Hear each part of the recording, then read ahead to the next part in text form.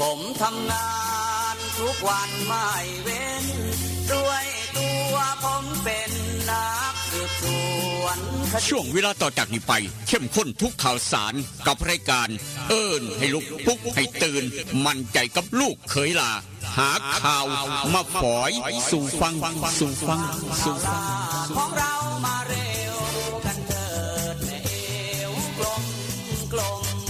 ข่าวใหม่ๆสดใสทุกตอนโปรดรับฟังบางอ่อนข่าวร้อนๆของผมเกิดเป็นผู้หญิงนี่แสนลำบากใจจริงๆนะเธออ้าวทำไมล่ะเธอก็อย่างที่ฉันเป็นอยู่เดี๋ยวนี้แหละปวดท้องน้อยปวดบั้นเอวทรมานจริงๆซื้อกาโน่หน่อยค่ะซื้อกาโน่นะครับซื้อกาโน่นะคะจะต้องรีบไปซื้อมาแล้วล่ะกาโน่จำชื่อกาโน่คนรุ่นใหม่ใช้กาโน่ยาน้ำว่านชักมดลูกกาโน่จัดจำหน่ายโดยบริษัทเวชภัณฑ์ยากาโน่ป๊อกซอฟตี้เครื่องหมายการค้าตรามือรับเหรียญทองยกสุดท้ายยาป๊อกกล่องสีเขียวตรามือรับเหรียญทองใช้บรรเทาการปวดเมื่อยตามกล้ามเนื้อเคล็ดขัดยอกยาป๊อกน้ำมันยาป๊อกกล่องสีเขียวตรามือรับเหรียญทองบรรเทาการปวดเมื่อย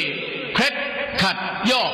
มีจำหน่ายตามร้านขายยาทั่วไปโรคริดซีดวงทวารหนักเป็นแล้วทรมานเริ่มต้นจากมีอาการคันบริเวณขอบรูทวารและมีอาการปวดถ่วงทวารหนักถ้าปล่อยไว้นานอาจมีแผลเป็นรูปกลีบมะเฟืองและเป็นหน่อคล้ายเดือยไก่มีเลือดไหลซึมถ้าเป็นมากจะถ่ายออกมาเป็นเลือด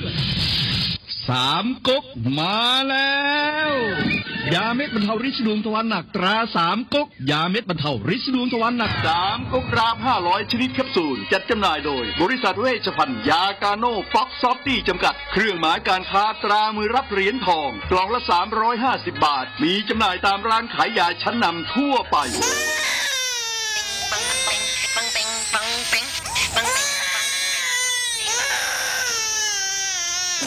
ลูกแอวลูกไห้เป็นไข้ไปหาหมอช่วยด้วยช่วยหน่อยคุณหมอ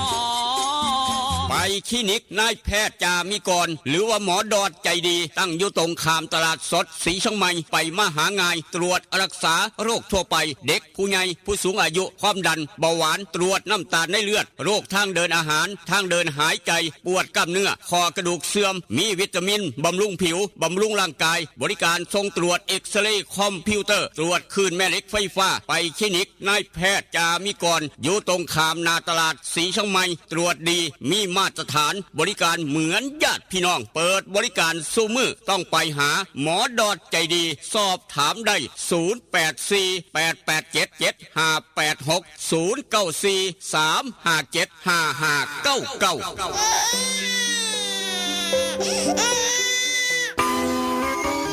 เล่นกันนักมันคืออะไรอะเล่นกันนักก็รักกันแน่นไงครับพี่ตั๊กโหรักกันแน่นแน่นเหมือนอะไรครับพี่เหมือนเหงือกกับฟันรักกันแน่นดีใช่ก็ยาสีฟันสมุนไพรตราหมอจุฬาวันนี้ยิ่งมั่นใจปรับโฉมใหม่แต่รสชาติแน่นเหมือนเดิมด้วยสมุนไพร5 ชนิดให้รักกันแน่นดีแบบนี้เล่นกันนักรักกันแน่นยาสีฟันสมุนไพรตราหมอจุฬาโฉมใหม่เยี่ยมยามถามข่าวว่าเวียกว่างานขอต้อนรับด้วยกาแฟหอมคนละจอกด้วยความหักความแพงกับกาแฟเพื่อสุขภาพดรเจคอฟฟี่ดรเจคอฟฟี่มีถังเสาของแท้จากทิเบตเฮ็ดลินจือส้มสกัดผู้ขาวแปะกล้วยผงเก่ากี้มีประโยชน์เพื่อสุขภาพทั้งหญิงและชายมือนี่สุขภาพเป็นเรื่องสำคัญคนดื่มกาแฟขอกาแฟต้องดื่มดรเจคอฟฟี่ดรเจคอฟฟี่มีแต่คนอยากดื่มเศร้าดื่มแหลงเพื่อสุขภาพด้วยดรเจคอฟฟี่ดรเจคอฟฟี่คนละจอกมีจำหน่ายที่ FM 96.5 เมกะเฮิรตซ์ 0816016232 เด้อเจ้าวิทยาลัยเทคโนโลยีวิชาชีพท่าบ่อวิทยาลัยเทคโน โนโลยีวิชาชีพท่าบ่ออำเภอท่าบ่อจังหวัดหนองคาย เปิดสอนหลักสูตรในระดับปวช และปวสจำนวน 13 สาขาวิชาเลือกได้ตามความถนัดเทคโนโลยีธุรกิจดิจิทัลการบัญชีการตลาดโลจิสติกการท่องเที่ยวการโรงแรมอาหารและโภชนาการช่างยนต์ช่างไฟฟ้าอิเล็กทรอนิกส์สถาปัตยกรรมการจัดการบริการสถานพยาบาลและการจัดการธุรกิจค้าปลีกวิทยาลัยเทคโนโลยีวิชาชีพท่าบ่ออาคารสถานที่บุคลากรพร้อมสื่ออุปกรณ์การเรียนการสอนทันสมัยมีหอพักให้มีรถรับส่งมีกองทุนกู้ยืมคนดีคนเก่งมีทุนให้มีเรียนรอดอปี1ถึงปี5ฝึกงานมีรายได้จบแล้วมีงานทำรับผู้จบม3หรือเทียบเท่าเรียนต่อปวชจบม6หรือเทียบเท่าหรือจบม7จากสปปลาวเรียนต่อปวสคิดจะเรียนต่อสายอาชีพได้เงินได้วุฒิมีงานทำต้องเรียนที่วิทยาลัยเทคโนโลยีวิชาชีพท่าบ่อสอบถามได้ดร.รัชนีดร.คำนึงเลื่อนแก้ว09186303590855983107สมัครเรียนได้ทุกวันนะคะ เรียนดีมีทักษะพละเก่งเคร่งวัฒนธรรม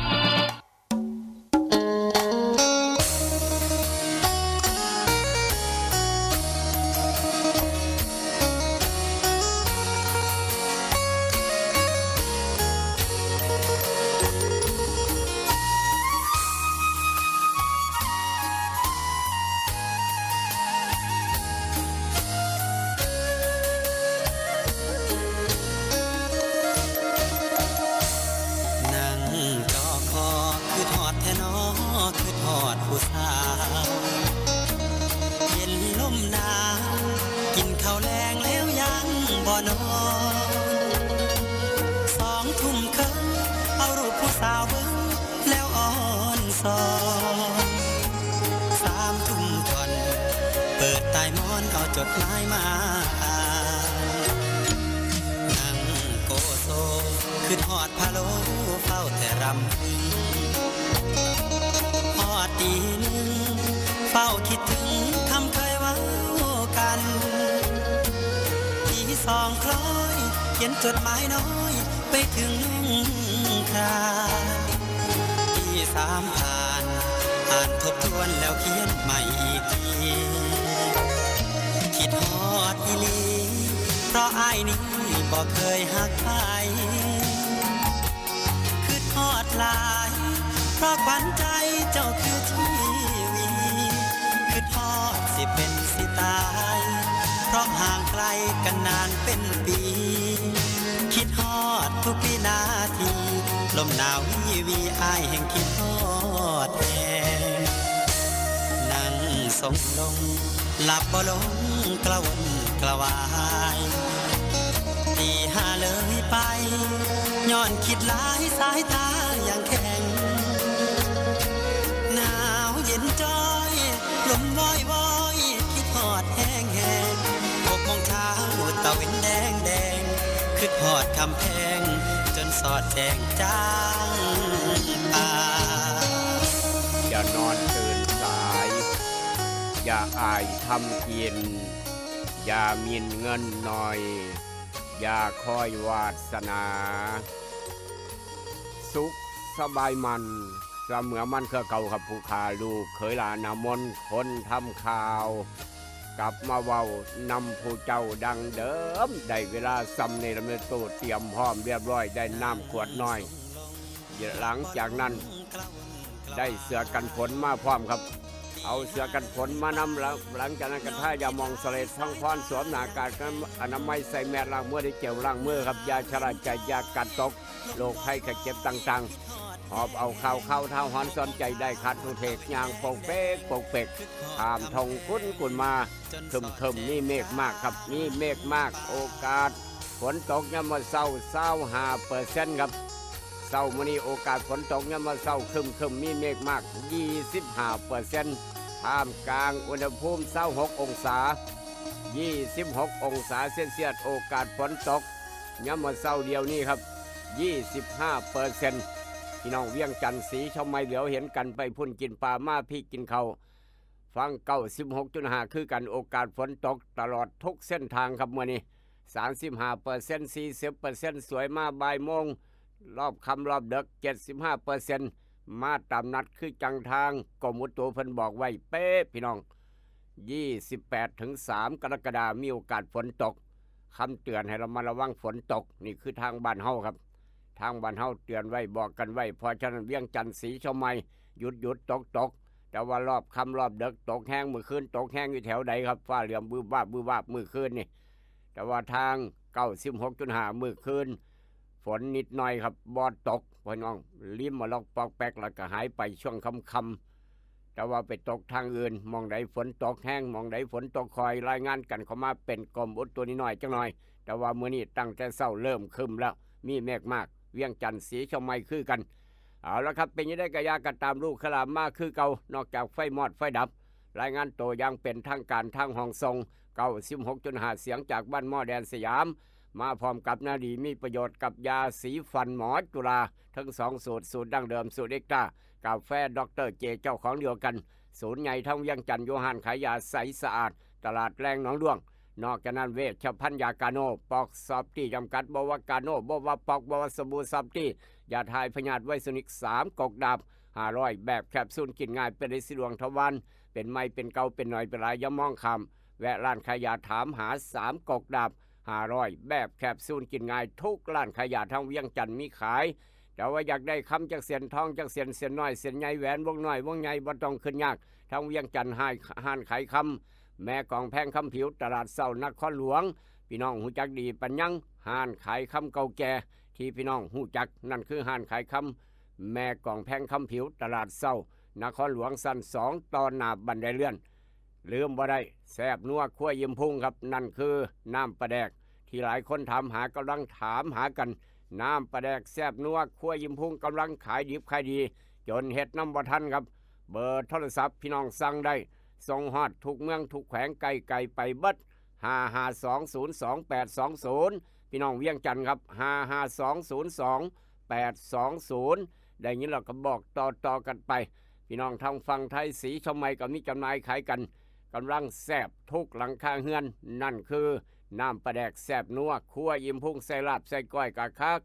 สูตรรสมือแม่ใส่ตำมะฮุงประเภทตำต้องสูตรแซ่บคูณ2พี่น้องบ้านดอดกอนโน้นสวรรค์กระถามยายน้อยรถเราหูจักดีไปยังเด็กยายน้อยตาเล่นั่นแหละครับเพิ่นเอาไปจำหน่ายขายกันสั่งมาเพื่อเรียนจันฮอดเฮือนฮอดบ้านรถเร็วกว่าเร็วกว่าสำนักงานขายปีขายทรงอีกต่างหากนี่ละจวดจาดฮอดเฮือนฮอดบ้านอย่าลืมน้ำปลาแดกแซ่บนัวคั่วยิ้มพุ่งกับยายน้อยทางบ้านดอดกอนโน้นสวรรค์ครับฝากพี่น้องไว้บัดสู่คนกันแล้วกันสำหรับขามมาทางศรีชมัยบ้านเฮาเมื่อนี้วันจันทร์ครับคุณหมอดอดจะดีเปิดคลินิกตามปกติเมื่อนี้วันจันทร์วันศีลใหญ่พร้อมอีกต่างหากคุณหมอดอดเปิดคลินิกตามปกติภาคเช้า7 โมงเช้าฮอด8 โมงครึ่งยามมื้อแลง5 โมงแลงฮอด2 ทุ่มครึ่งคลินิกนายแพทย์จ่ามิกรคุณหมอดอดจะดี15 ค่ำวันศีลใหญ่ตู้สมเราหูจักดีคลินิกนายแพทย์จ่ามิกรครับดูแลพี่น้องเจ็บไข้ได้ป่วยเป็นหวัดเป็นไอเป็นไข้เป็นหนาวหลานน้อยไข้พ่อแม่เป็นไข้หลวงพี่หลวงพ่อเป็นหวัดเป็นไอเมื่อนี้ดูแลพ่อแม่ครูบาอาจารย์รักษาฟรียกเว้น2 โรคความดันกับเบาหวานสอบถามได้ปรึกษาได้จองคิวได้0836769581 กับคลินิกนายแพทย์จ่ามิกรคุณหมอดอดจะดี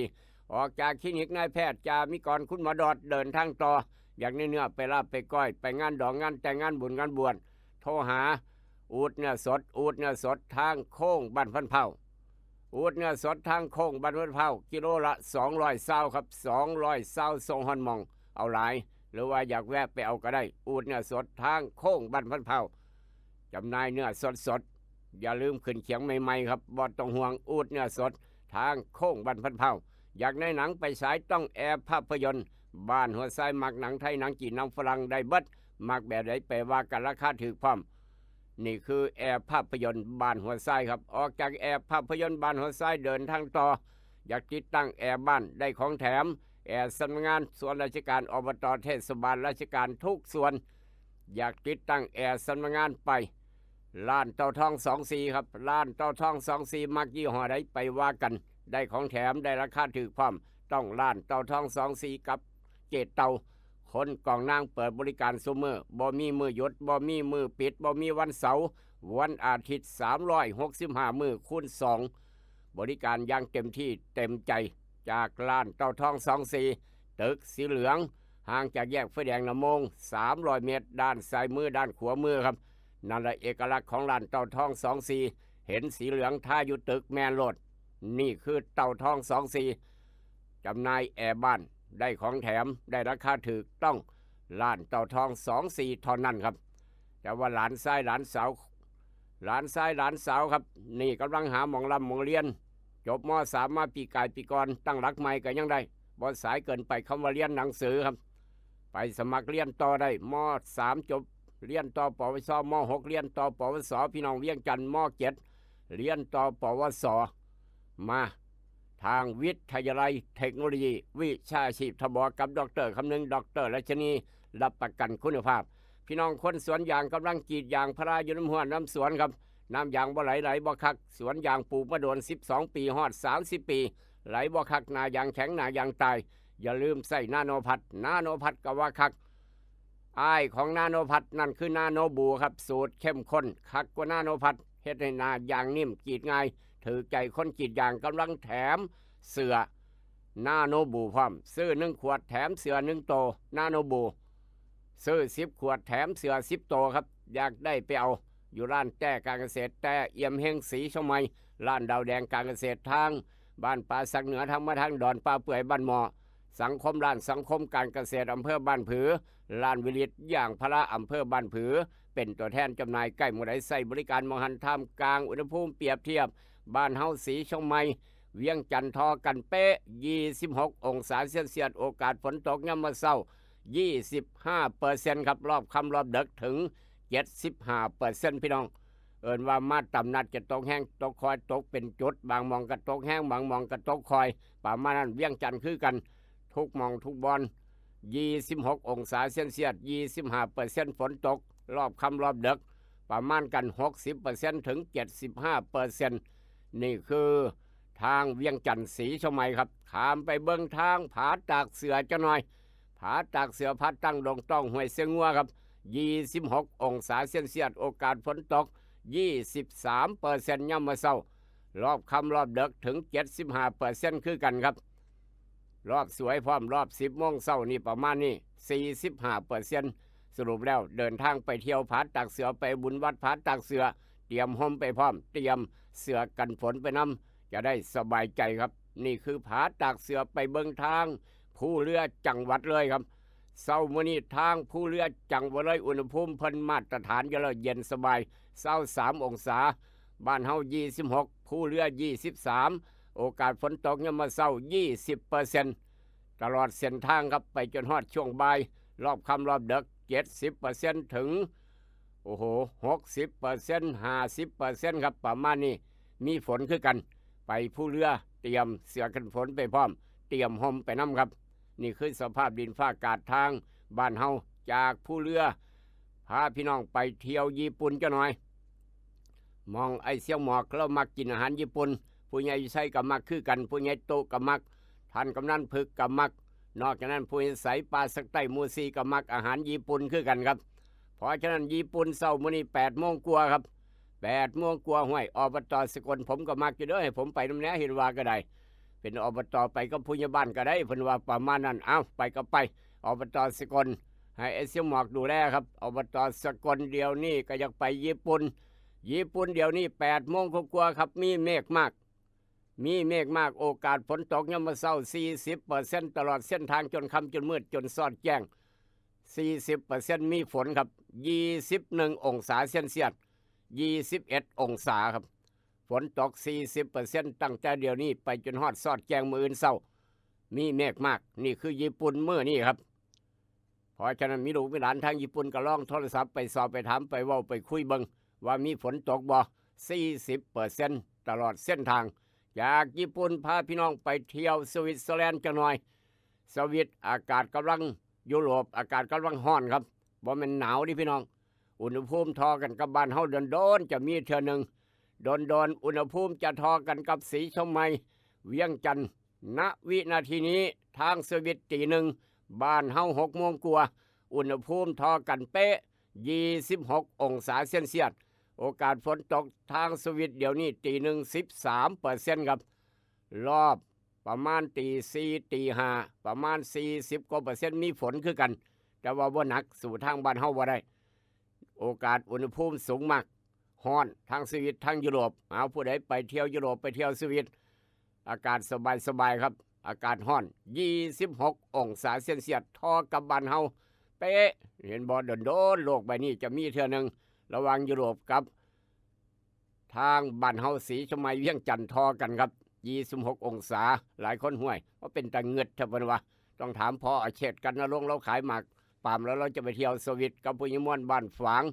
ผู้ใหญ่วิชัยอยากไปน้ำกับบ่มีปัญหาครับจากทางสวิตเซอร์แลนด์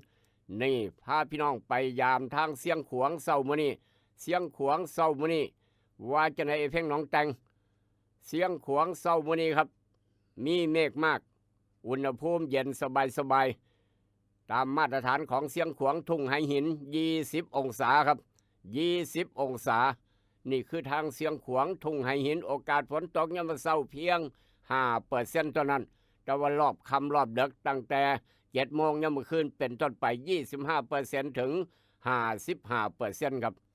ยามมื้อเว้นบ่เท่าใด 4% 5% 20% ประมาณนี้ตั้งแต่เช้าจนฮอดบ่ายนี่คือสภาพดินฟ้าอากาศทางเสียงขวางทุ่งไหหินทางญี่ปุ่นทางสวิต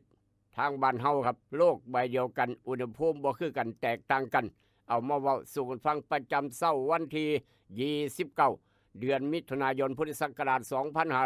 2569ตรงกับวันจันทร์วันศีลใหญ่ขึ้น15ค่ำเดือน8ปีมะเมียตำรับตำราพ่อแม่ครูบาอาจารย์เลิกงามยามดีมื้อนี้บอกว่าห้ามทำการมงคลทุกอย่างทุกแนวครับห้ามเหตุงานมงคลทุกอย่างทุกแนวโลกาวินาศไม่เชื่ออย่าลบหลู่หรือว่าจะเลิกสะดวกก็แล้วแต่ตามอัธยาศัยไม่ผิดกฎหมายครับบ่ผิดจารีตประเภทนี้เอาเลิกสะดวกดีกว่าก็ว่าไปบ่มีปัญหาหยังมื้อนี้วันศีลใหญ่หลวงพี่หลวงพ่อไปรักษาฟรีอยู่ทางคลินิกนายแพทย์จามิกรได้ยกเว้น2โรคความดันกับเบาหวานครับตำรับตำราเลิกงามยามดีวันจันทร์มื้อนี้29 มิถุนายนโลกาวินาศห้ามทำการมงคลมื้ออื่นวันอังคารครับมื้ออื่นวันอังคารมื้อสิ้นเดือนแต่ว่าสิ้นใจ30 มิถุนายนราชาโชคจัดงานขึ้นบ้านใหม่ดีปัญญังย้ายจากบ้านนี้ไปอยู่บ้านนั่นดีย้ายจากเฮือนหลังนี้ไปอยู่บ้านหลังนั้นย้ายจากอำเภอเมืองหนองคายมาอยู่ศรีชมใหม่ดีหรือว่าเขียนใบย้ายครูบาอาจารย์บ้านเฮาเขียนใบย้ายส่งใบย้ายข้าราชการส่งใบย้ายเพื่อจะย้ายไปอยู่หม่องใหม่อำเภออื่นดีนี่เลิกดีครับเลิกดีเขียนใบย้ายขึ้นบ้านใหม่เกี่ยวกับราชการงานเมืองทุกอย่างทุกแนวย้ายห้องย้ายฮับย้ายจากห้องนี้ไปอยู่ห้องนั้นหันหน้าไปทั้งนั้นทั้งนี้มืออื่นดีปัญญังนี่คือราชาโชคก็ลองพิจารณาเบิงไม่เชื่ออย่าลบหลู่หรือว่าโต๊ะผู้ใหญ่บ้านสำนักงานผู้ใหญ่บ้านโต๊ะหมองนั่งบ่คักมืออื่นง่ายดีปัญญังเด้อผู้ใหญ่วิชัยเลยอยากหันหน้าไปทางไหนก็ได้เลิกงามยามดีง่ายที่อยู่ใหม่ง่ายโต๊ะใหม่ทิศเหนือทิศใต้เบิ่งก็คักนี่คือเลิกงามยามดีตำรับตำราพ่อแม่ครูบาอาจารย์บอกไว้ลูกเคยลาบอกต่อเสื้อบ่เสื้อก็ลองพิจารณาเบิงเจ้าเลือกสะดวกก็แล้วแต่ตามอัธยาศัยมือนี้กับมืออื่นแตกต่างกันครับเอามาเว้าสู่กันฟังแล้วก็เดือนกรกฎาคมค่อยว่ากันครับเดือนกรกฎาคมวันที่1เป็นยังไงทำการมงคลทุกอย่างดีเลิศประเสริฐศรีทุกอย่างทุกแนววันที่1คักปัญญังแต่ว่าหลานชายหลานสาวคลอดมาเมื่อคืนว่าจะไหนครับมาแล้วครับอาจารย์พิโยทรงเขามาด่วนแล้วอาจารย์พิโยทรงกันเขามาด่วนครับลูกหลานน้อยเกิดเมื่อคืนนี้เกิดเมื่อคืนเกิดตั้งแต่6:01 ถือว่าเกิดวันจันทร์ครับถือว่าเกิดวันจันทร์ผู้ใดได้หลานชายยกมือไหวผู้ใดได้หลานสาวยกมือขึ้นเท่าเฮืองเท่าหมอนอย่าเฝ้ายกยังบ่ได้หลานชายยังบ่ได้หลานสาวนโมผู้ใหญ่ใช้พร้อมอีกต่างหากเอามือลงอาจารย์พิญโยเอากระดานดำขึ้นมาดินสอหินขึ้นมานั่งขีดเขียนบวกลบคูณหารนั่งสมาธิน้อยหนึ่งได้ออกเมื่อวันจังสี่นั้นเป็นใหญ่เด้อสำหรับคนได้หลานชายหลานสาวครับคนในหลานทรายมือคืนนี่คลอดอยู่โรงพยาบาลครับหรือว่าคลอดเดียวนี่ห้องก็มาตั้งแต่6:01 ครับดวงวาสนาบักคำน้อยหลานทรายใหญ่ขึ้นมาจะมีความสามารถ ในทางศิลปะวิชาการต่างๆเปิดเผยล่าเริงใจดีมีความสุขกายสบายใจมีเสน่ห์มักแต่งตัวปราดเปรียวแค่วคล่องว่องไวมีญาติเพิงผ้าใสบ่ได้แต่ว่าเป็นที่เพิงของญาติครอบคนใกล้ชิดเสมือนญาติคนผู้นี้บ่มีเงินจักบาทติดโตวกะยารอไว้ก่อนครับรอไว้ก่อนเป็นการดีแต่งโตวเท่ไว้ก่อนรอไว้ก่อนบ่มีเงินจักบาทกะยานี่คือหลานชายครับบักคำน้อยครอบคนใกล้ชิดเสมือนญาติประมาณนั้นสำหรับพี่น้องบ้านเฮาเจ้าขอได้หลานสาวได้ยิ่งน้อยครับได้หลานสาวได้ยิ่งน้อยแก้มแดงจ้อยวอยใหญ่ขึ้นมาดวงวาสนาเป่งได้ไปฟังพร้อมกันเอาบันทึกความทรงจำไว้ลูกให้หลานได้หลานสาวให้หลานสาวจะน้อยใหญ่ขึ้นมาเป็นคนรูปร่างหน้าตาดีมีคมคมคายจิตใจดีเข้มแข็งจิตใจสูงครับจิตใจสูงมีความนี่คือเกี่ยวกับไฟฟ้าครับฮอดย่ำนี่มาเพิ่นจะเปลี่ยนโหลดย่ำเมื่อคืนใส่โหลดหนึ่งย่ำเมื่อเช้าฮอดเวลานี่เปลี่ยนโหลดป้าแป๊บโหลดไฟตกวืบวาบเพราะว่าเพิ่นซับโหลดใหม่เอาโหลดก่อลงเอาโหลดขอขึ้นเฮ็ดให้ไฟตกสำนักงานการไฟฟ้าบ้านไทยสามัคคีครับนี่ไฟฟ้าแรงสูงอยู่ทางบ้านไทยสามัคคีครับพนักงานเพิ่นจับเอาย่ำเมื่อคืนใส่โหลดหนึ่งเวิบลงไปย่ำเมื่อเช้าซับสวิตช์ขึ้นอีกโหลดหนึ่งเฮ็ดให้ไฟตกวืบวาบเฮ็ดให้หลายผู้หลายคนตกใจครับเฮ็ดให้หลายคนตกใจแต่ว่าปัญหาตามมาเครื่องใส่ไฟฟ้าอายุสั้นเด้อพี่น้องเอ้ยเครื่องใส่ไฟฟ้าไทยเฮาเจ้าข่อยอยู่เฮือนอยู่บ้านอายุสั้นแท้ๆดิลีโตนแหน่เห็นว่าก็ได้เนาะซับวืบวาบนี่ครับนี่คือปัญหาสัญญาณไฟฟ้าตกย่อมเพิ่นซับโหลดใหม่ย่อมเมื่อเช้าปัญหาตามมาคืออายุเครื่องใส่ไฟฟ้าบ่ว่าโทรทัศน์พัดลมตู้เย็นอายุสั้นครับนี่คือโทษโทษคำว่าเครื่องใส่ไฟฟ้าตกอายุสั้นลงครับจากจะใส่ได้จะ2 ปีก็คือมีปัญหาตามมาครับเอาขออนุญาตเดินทางต่อไฟฟ้ายังบ่นิ่งยังบ่แน่นอนครับยังบืบวาบอยู่เอาละครับทานิ่งแล้วขออนุญาตเดินทางต่อกันแล้วกันดวงวาสนาของหลานสาวครับดวงวาสนาของหลานสาวได้ยิ่งน้อยใหญ่ขึ้นมาเป็นคนรูปร่างหน้าตาดีหน้าตาสวยมีคมคายจิตใจเข้มแข็งจิตใจสูงมีความเฉลียวฉลาดมักเรียนหนังสือมีความเมตตาเกื้อหนุนมีความเจริญรุ่งเรืองหลักฐานมั่นคงครอบครัวมีความสุขกายสบายดียิ่งนักแหละนั่นคือดวงวาสนาของหลานสาวหลานชายครับที่แน่ๆเลี้ยงในน้ำนมแม่เอาคักเอาแขนกระโดดสมองจะได้ดีปัญญาเจริญเลิศขอแสดงความดีใจน้ำอีกรอบหนึ่งสำหรับพี่น้องบ้านเฮาเจ้าคอยที่เกิดวันจันทร์ครับผู้ใดเกิดวันจันทร์ยกมือขึ้นจะหน่อยเท่าเงื่องเท่าหมอนอย่าลืมร้องเพลงแฮปปี้เบิร์ธเดย์ให้แม่ศิลทางตลาดสวนมอนเด้อวันคล้ายวันเกิดของหลายคนทีมงานชมรมสมาคมคนเกิดวันจันทร์มื้อนี้ว่าจังไดแฮปปี้เบิร์ธเดย์ทูอยู่ทุกร้านค้าร้านขายทุกตลาดเช้าตลาดสดทางตลาดสวนมอนเฮจนเท่าเงื่องเท่าหมอนครับเหือไหลไข่ย่อยพร้อมเอากาแฟด็อกเตอร์เจโซเลกันไปพร้อมอีกต่างหากอย่าลืมมาเฮ็ดบุญทางดอนป้าเปื่อยก็แล้วกันนี่เพราะว่าวันคล้ายวันเกิดของแม่ศิลคนเกิดวันจันทร์มื้อนี้ทางตลาดสวนมอนครับว่าจะไหนไปฟังพร้อมกันดวงวาสนาคนเกิดวันจันทร์มื้อนี้ตื่นแต่เช้าหนึ่งเข้าใส่บาตรเพื่อที่นอนตื่นสวยเทวดาเพิ่นจม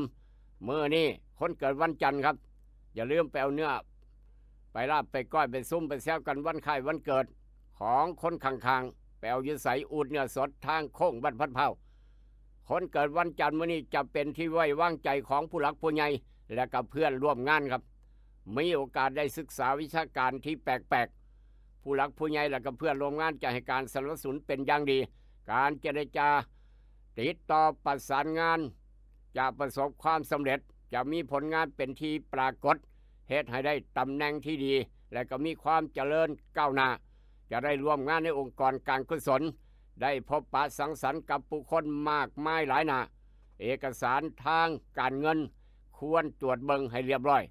อย่าลืมอย่าหลงยิ่งนักแลนั่นคือดวงวาสนาคนเกิดวันจันทร์ครับผู้ใดเหตุงานเกี่ยวกับการเงินอยู่นำสถานที่ราชการอบต.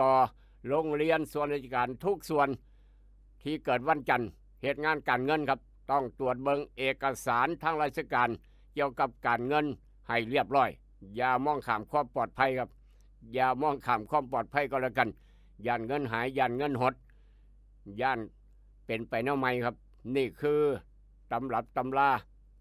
วันไข่วันเกิดคนเกิดวันจันทร์อาจารย์พินโยบอกไว้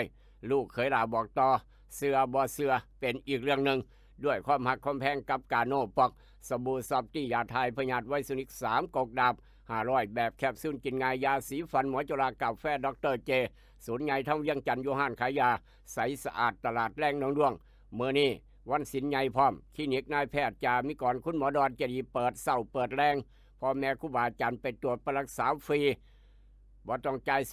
ตังค์แม้แต่บาทเดียวคุณหมอดอนได้ภาวนาตนไว้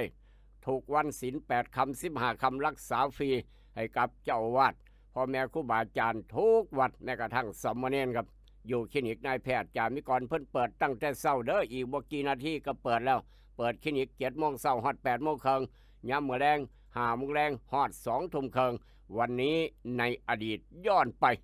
พาพี่น้องย้อนไปเมื่อปีพุทธศักราช 2445 ไอ้เพ่งหนองแต่งยังบ่เกิดผู้เดียวคือผู้ยิมวนบ้านฝังอันนี้เราเกิดรอบ2นี่ย้อนเราเป็นคนมีบุญเฮ็ดบุญหลายครับเราทานที่ดินเรามอบที่ดินเอาที่ดินหน้าเจ้าของนี่ครับเอาหน้าเจ้าของไปยากลำบากผู้ใดก็จมบ่มีทางไปหน้าหน้าถึกปิดถึกตันเฮ็ดจังได๋ว่าซั่นว่าผู้ยิมวนตัดสินใจเอาหน้าเจ้าของแบ่งหน้าเจ้าของเป็นทางย่างครับทางย่างให้คนอื่นนายก่อนนายขอจนฮอดนายฮอดนายฮูกนายเอจนฮอดนายแซดไปหัวไปสวนไปให้ไปหน้าขับรถไปหน้าได้สะดวกสบายอายุเราก็เลยมั่นยืนเพราะว่าเรามอบทีให้เป็นทางสาธารณประโยชน์ให้คนได้เที่ยวครับเทวดาย่องยอดสรรเสริญบ่คือหลายผู้ละคนบ่คือบางคนโอ้ยให้ว่าแพงแล้วแพงอีก แพงแล้วแพงอีกพี่น้องจังหยังเป็นหยังไว้เถอะผู้ใดย่างผ่านบ้านก็บ่ได้ย่างผ่านหน้าเฮือนก็บ่ได้เจ้าไปย่างทางอื่นเจ้ามาย่างหยังทางนี้พันวะจังสี่เยอะแยะมากมายทุกยากปากหมองตลอดไปตลอดชีวิตสัตว์ได้ก็ทุกข์ก็ยากย้อนไปใส่ก็บ่ได้หมู่ย่างผ่านหน้าบ้านก็ยังเว้าให้พี่น้องขึ้นเบิ่งว่ารถประมาณนั้นเอามาเว้าสู่กันฟังครับแต่ว่านี่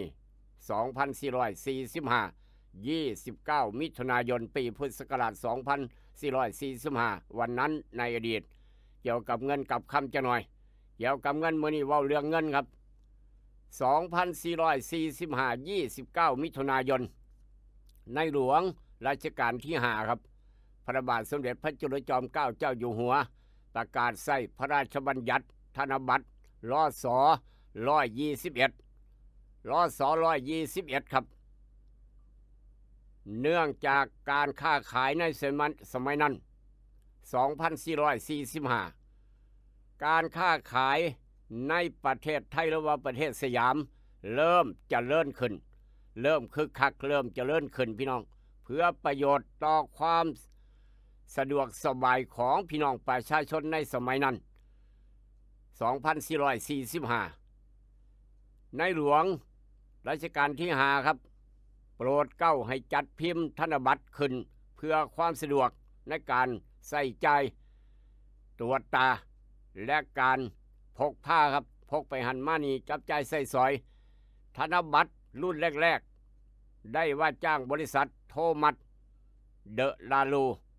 นี่เป็นความรู้นักเรียนศึกษาจำไว้บ่เสียหลายครับความรู้รอบโตได้จ้างบริษัทโทมัสเดอะลาลูของประเทศอังกฤษครับจัดพิมพ์เอิ้นว่าธนบัตรแบบที่1ธนบัตรแบบที่1เป็นธนบัตรชนิดพิมพ์หน้าเดียวครับพิมพ์ด้านเดียวพิมพ์หน้าเดียวพี่น้องสมัยนั้นยังอาจจะว่าทันสมัยเนาะพิมพ์หน้าเดียวก็ว่าคักแล้วออกไส้เทื่อแรกครั้งแรกตามประกาศเสนาบดีกระทรวงพระคลังมหาสมบัติตั้งแต่ก่อนเอิ้นว่ากระทรวงพระคลังมหาสมบัติเดี๋ยวนี้ก็คือกระทรวงการคลังครับลงวันที่7 เดือนกันยายน 2445 มีทั้งเบิด5ชนิดพิมพ์หน้าเดียวมีเงินทั้งเบิดธนบัตรทั้งเบิด5อย่าง5แนว5ชนิดพิมพ์หน้าเดียวครับมีหยังราคาหยังแน่คือเป็นเงินใบด้วยครับบ่มีเงินเหรียญราคา5 บาทราคา10 บาทราคา20 บาทราคา100 บาทและราคา1,000 บาทจนกระทั่งปี 2512 โอ้หลายผู้ละคนเกิดแล้วบัดเนี่ย2512หลายคนเกิดแล้วหนุ่มน้อยกระดันนำมาสอกก็เกิดแล้วแล้วก็ทางไอ้พี่น้องแต่งก็เกิดแล้ว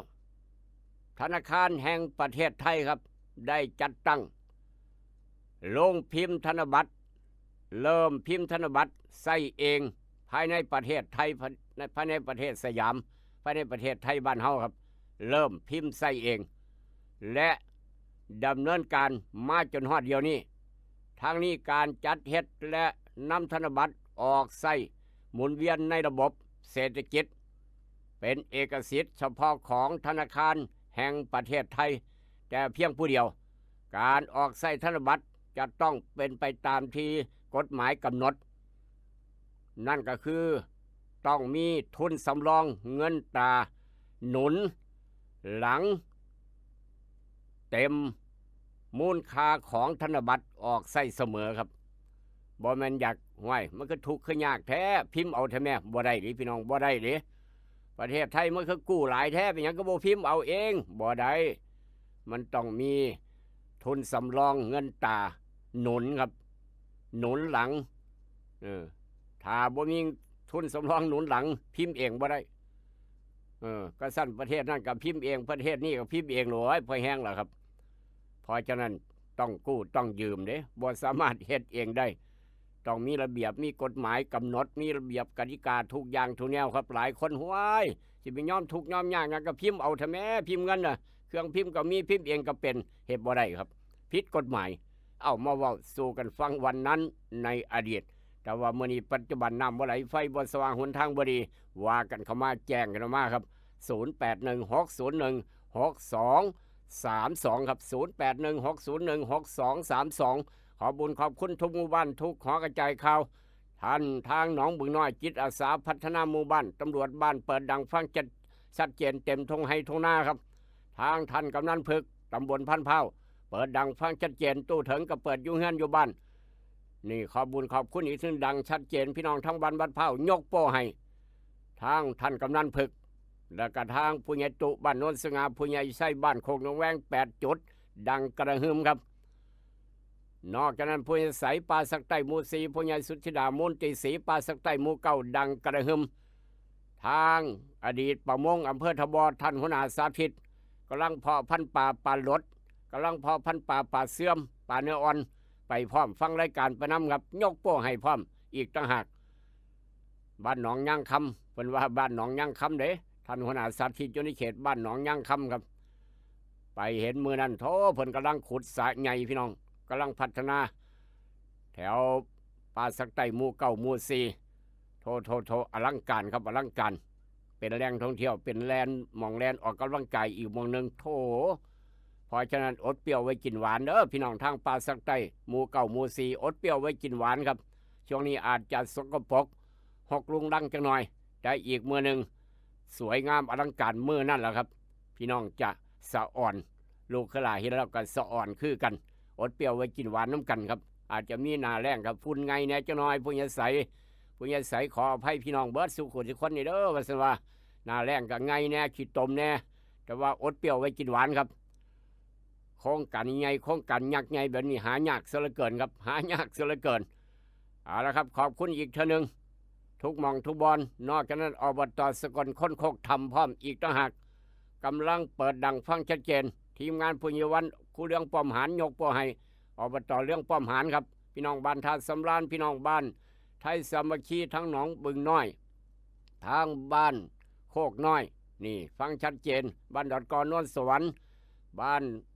นาโพบ้านเสียวท่านกำนันสกายหนองปราปากแต่ว่าเป็นผู้ใหญ่บ้านบ้านเสียวพร้อมรับเงินตำแหน่งเดียวผู้ใหญ่ดุลบ้านไร่ดอนไผ่โพตากโพทองบ้านศูนย์กลางนำตลาดเศร้าตลาดสดทุกตอกสหอมทางหนองคายทางศรีชมไมทางทบพร้อมพี่น้องทางเวียงจันทร์ทุกตอกสหอมทุกคิวรถบัสรถเมล์300สายใต้สายเหนือทุกเขตทุกคิวครับฟังนำเฮือนนำบ้านขอบุญขอบคุณพี่น้องฟังอยู่ต่างอำเภอต่างจังหวัดต่างประเทศทางไลฟ์สดเฟซบุ๊กทางออนไลน์พร้อมอย่าลืมกดไลค์กดแชร์ลืมบ่ได้เวชภัณฑ์ยากาโนปอกสอบจี้จำกัดพี่น้องทางพัดตั้งลงต้องห้วยแซงงัวอำเภอนำสมนายุงบ้านผือนางงัวครับขอบุญขอบคุณอีกทีหนึ่งขออนุญาตเดินทางต่อพี่น้องกำลังโศกันครับอ้าว ฟุตบอลโลกรอบ32ทีมปรากฏว่าเจ้าภาพแคนาดาชนะแอฟริกาใต้เมื่อคืนนี้ครับ1-0ช่วงช่วงทดเวลาครับได้เข้ารอบไปนั่งทาแล้วเข้ารอบ16ทีมแล้วเจ้าภาพแคนาดานี่ว่าเรื่องฟุตบอลโลก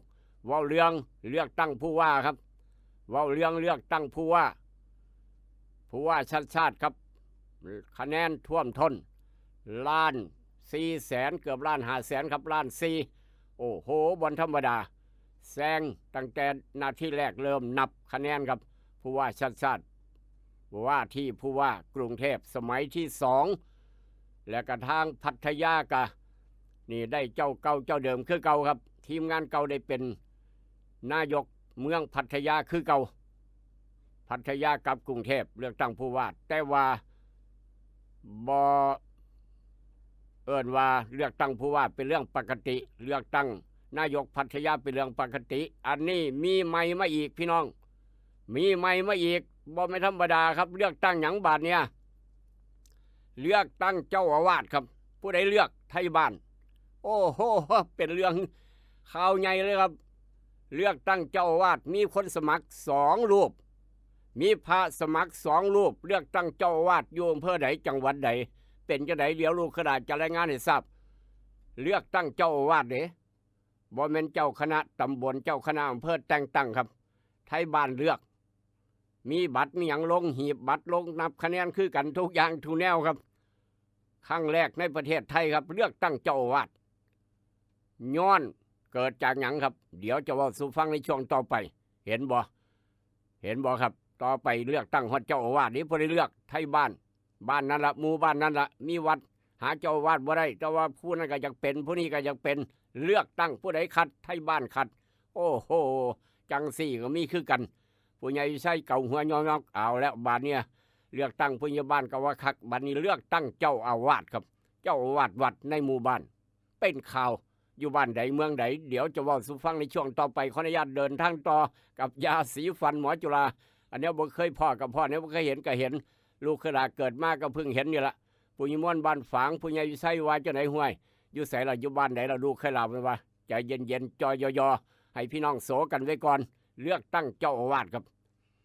วัดใดบ้านใดตำบลใดอำเภอใดติดตามตอนต่อไปมาสำรวจตรวจสอบหน้าหนึ่งของไทยรัฐซะก่อนเอาละครับหน้าหนึ่งของไทยรัฐตามว่าครับชาติขอบคุณทุกเสียงทุกคะแนนเสียงคนกรุงเทพเทชนะขาดคู่แข่งน้ำบ่ทันครับขาดแนวบนขาดธรรมดาชาติขอบคุณทุกเสียงทุกคะแนนเสียงคนกรุงเทพเทคะแนนให้ชนะขาดเป็นผู้ว่าสมัยที่2ครับติดตามตอนต่อไปนี่คือหน้าหนึ่งของฉลัดข่าวใหญ่ว่าจังสั้นนอกจากนั้นครับข่าวใหญ่บนสุดของฉลัดในหลวงพระราชินีเสด็จถึงกรุงปารีสฝรั่งเศสเรียบร้อยครับนี่คือขึ้นหน้าหนึ่งของไทยรัฐนอกจากนั้นเกี่ยวกับงบประมาณปี70เกี่ยวกับงบประมาณปี70สภาผู้แทนราษฎรจะถกงบ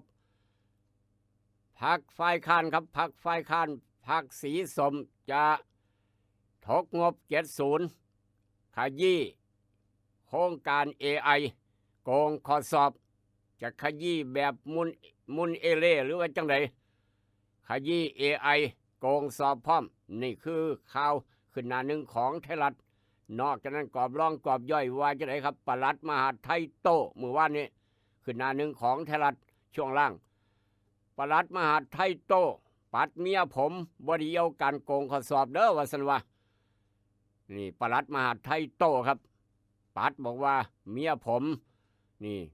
บ่ได้เกี่ยวโกงข้อสอบว่าจังสั้นติดตามตอนต่อไปนอกจากนั้นเมสซี่ครับทีมฟ้าขาวน้ำตาซึมดีใจเมสซี่นำดาวยิงโอ้โหครับยังนำดาวซันโบอยู่เมสซี่นำดาวซันโบยิงทำสถิติใหม่อีกตั้งหากโอ้โหครับกำลังดังเมสซี่ดังซ้ำเท่าบ่ได้จังได๋อายุหลายครับเมสซี่อายุหลายแต่ว่ายิงประตูโถปานว่าเล่นนี่คือในฟุตบอลโลกเทื่อนี้ครับเพราะฉะนั้นเมสซี่ นำดาวซันโบยิงหลายประตูทำสถิติใหม่ติดตามตอนต่อไปอาร์เจนตินาจะได้เข้ารอบ16ทีม8ทีมรอบรองรอบชิงบทติดตามครับนี่คือข่าวใหญ่เสือขายดิบขายดีพร้อมอีกต่างหากเสืออาร์เจนตินาขายดีอันดับหนึ่งครับเป็นข่าวนอกจากนั้นจากไทยรัฐยกง่ายๆมาทางดวลของไทยรัฐครับมาแล้วดวลไทยรัฐไปฟังพร้อมกันพี่น้องเอ้ยลูกหลานผู้ใดดื้อยกมือขึ้น2 ปี3 ปีดื้อขนาดบาดเนี่ยโอ้ยดื้อตามภาษาเด็กน้อยพี่น้องเอ้ยเจ้าว่าพ่อกับแม่เมื่อยแอกแรกเกือบเป็นล้มเป็นแรงพ่อกับแม่ย้อนหลานน้อยดื้อจังไรครับ3 ขวบนี่เสียสายฝนไอ้เพ่งน้องแต่งผู้ใดมีลูกมีหลานครับบอกว่าหลานชายหลานสาวอายุ3 ปี4 ปีกำลังมักมวนกำลังเล่นยังครับเล่นซ่อนแอบเล่นซ่อนแอบบ้านเขาเอิ้นว่าเล่นบักลี่เล่นบักลี่เล่นซ่อนแอบ3 ขวบไปเล่นหยังบาดเนี่ยย้อนเล่นลี่กัน2-3 คนเล่นน้ำกันพ่อแม่อาจจะบ่อยู่พ่อแม่อาจจะเผลอครับ3 ขวบย้อนดื้อเล่นซ่อนแอบเล่นบักลี่อยู่ในบ้านเจ้าของหาหมองลี่บ่ได้ลี่น้ำตู้เสื้อผ้าก็ลี่อยู่ใต้ตารางรถหมอบอยู่ใต้ท้องรถกะเฮ็ดอันนี้ญาติหมู่เห็นบาดเนี่ยไปลี่อยู่ไสครับเปิดฝาเครื่องซักผ้าออกโอ้โหครับเปิดฝาเครื่องซักผ้าพี่น้องหูจักหลังจากพ่อแม่ซักผ้าเรียบร้อยซักเรียบร้อยเปิดพ่อแม่ก็ปิดไว้บาดนี้3 ขวบเห็นพ่อกับแม่เปิดมองนี่ตัวนี่เปิดฝาซักผ้าหลานน้อย3 ปีเปิดฝาเครื่องซักผ้าออกไปรี่อยู่ในถังซักผ้าครับไปรี่อยู่ในถังซักผ้าดื้อสำใดป้าก็ว่ามูหายบัดนี้รี่ลงไปในถังซักผ้าป้าปิดฝาไว้ครับมูน้ำหาน้ำจังไรก็บ่เห็นน้ำจังไรก็บ่เห็นมูหาบ่เห็นนามูเห็นหามูบ่พอให้กึกบาดเนี่ยให้กึกไปฟ้องแม่หมูหนูหายจักหายไปไสว่าซั่นว่าหายจังไดก็บ่พอหายจังไดก็บ่เห็นไปไสล่ะอีหลาน้ำไปน้ำไปหาบัดทุกหม่องก็เลยเปิดฝาเครื่องซักผ้าเบิ่งครับไปเปิดฝาถังเครื่องซักผ้าปรากฏว่าติดอยู่ในถังเครื่องซักผ้า2 ชั่วโมงกว่าออกบ่ได้ขาติดจักแม่นแน่นจังไดบ่ฮู้จักว้ายจนเบิดสติจนเป็นลมเป็นแรงครับพ่อกับแม่เป็นลมเป็นแรงจนเบิดสติเป็นลมเป็นแรงครับเดือดร้อนโทรหาทีมงานกู้ภัยครับมามั่างเครื่องซักผ้าออกหอบถังซักผ้าที่หมุนติ้วหันเอาไปใส่ครับเอามาทุบมางัดมาแงะออกเพื่อจะเอาหลานน้อยออกมาติดอยู่ในถังซักผ้าออกบ่ได้ก็เลยบ่ได้ออกมาหาหมู่บ่ได้ออกมาหาพ่อหาแม่พี่น้องจนเบิดสติเห็นบ่เป็นซั่นดินี่ความดื้อความซนครับเพราะฉะนั้นลูกหลานบ้านเฮาเจ้าข่อยระมัดระวังจังหน่อยอย่าไปเล่นแบบนั้นอย่าไปรีดในถังน้ำอย่าไปรีดในถังซักผ้าอย่าไปรีดในไหปลาแดกโอ้ยว่ามาเป็นย่านครับนี่คือความดื้อตามภาษาเด็กน้อยหมู่จักเป็นจักตายยังบอกกันไว้เตือนไว้ผู้ใดมีลูกมีหลานมีลูกมีหลานครับแล่นก้นย่ำยาบคือจังพอเงาให้เรามาระวังจังหน่อยอย่ามองข้ามความปลอดภัยถังซักผ้าเครื่องซักผ้าก็แล่นลงไปรีขอดอีป้อมนั่งอยู่ในหันพี่น้องปิดฝาพร้อมผู้ใดจะไปเห็นระบาดนี้มูกับบ่คิดแม่กับพ่อแม่กับบ่ได้คิดไว้ฝันว่าลูกจะลงไปในถังซักผ้าครับป้าดต่อไปสิบ่ได้ใส่กุญแจไว้พุ่นบ่เนาะเป็นข่าวเอามาเว้าสู่ฟังครับนั่นคือเหตุการณ์ที่1เหตุการณ์ที่2ดวลของไทยรัฐเข้ามาผลเลือกตั้งสก.กรุงเทพรายเขตสะพานสูงนี่คือเกี่ยวกับการเลือกตั้งครับเกี่ยวกับการเลือกตั้งป้องกันภัยแจ้งเตือนป้องกันภัยครับแจ้งเตือน43จังหวัดเฝ้าระมัดระวังน้ำป่าหลากน้ำท่วมฉับพลัน28มิถุนายนถึง3กรกฎาคมแล้วก็มื้อนี้หนองคายมีน้ำมูครับหนองคายก็ติดทางภาคอีสานภาคตะวันออกเฉียงเหนือหนองคายก็ย่านคือกันน้ำป่าหลากน้ำท่วมฉับพลันน้ำตอกซอกซอยประมาณนั้นหนองคายก็มีคือกันใน43จังหวัดครับจากเหตุการณ์นั้นมาทางเหตุการณ์นี่ก็อีกเหตุการณ์หนึ่งดวลของไทยรัฐเข้ามาว่าจะไหนครับส่วนมากจะเกี่ยวกับการเลือกตั้ง สก.กรุงเทพแล้วก็ผู้ว่ากรุงเทพนอกจากนั้นจากดวนไทยรัฐไปทางลืมบ่ได้พาพี่น้องไปยามทำจังหน่อยต่างประเทศว่าจังไดครับไปฟังพร้อมกันจากไทยรัฐดวนในประเทศไม่ไปต่างประเทศไปยามทำเศร้ามื้อนี้ว่าจังได๋แน่น้ำมันขึ้นน้อยเดียวน้ำมันขึ้นนิดหน่อยครับสหรัฐอิหร่านโจมตีกันบ่เลิกย่านกระทบการเจรจากันเว้าการตกลงกันระหว่างสหรัฐกับ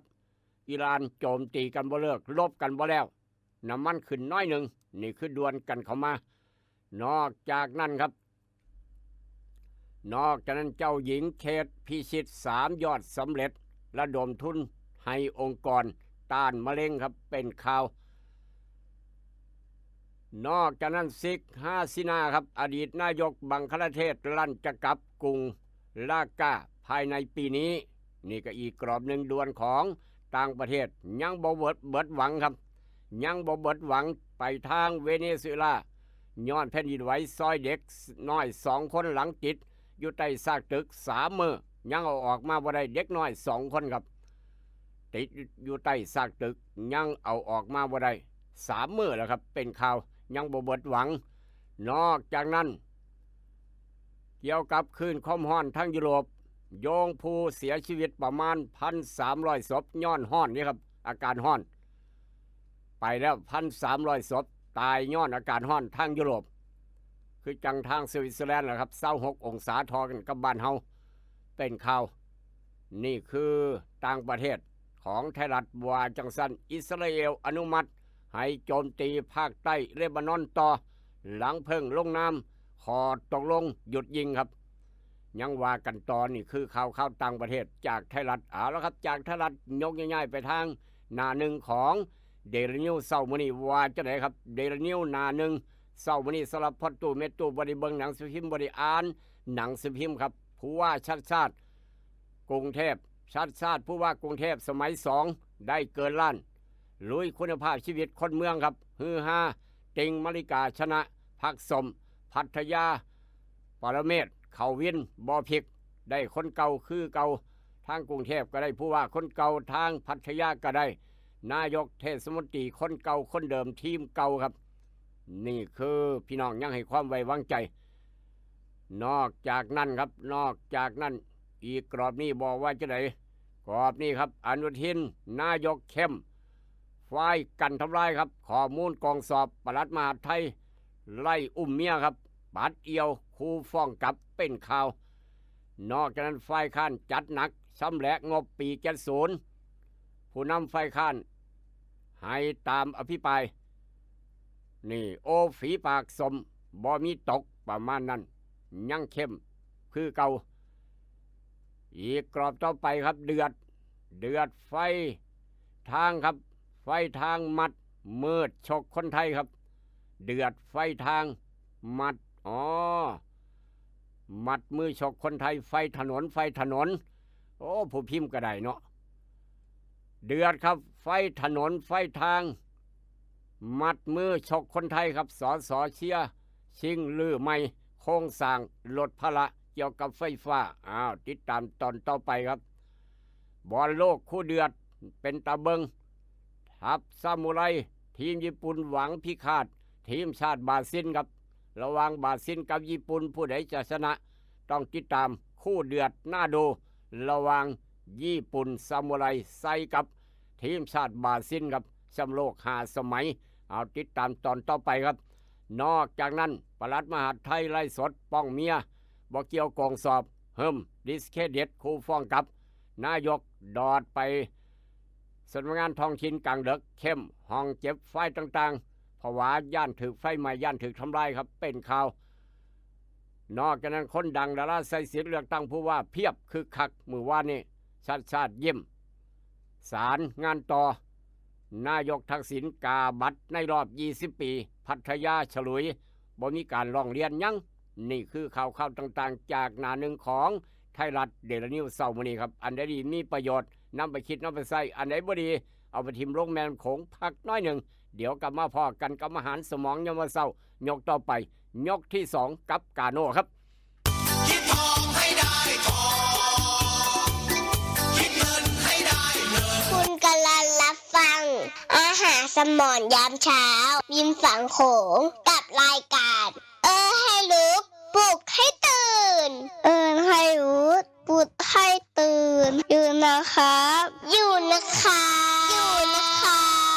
รวยขอให้รวยขอให้รวยขอให้รวย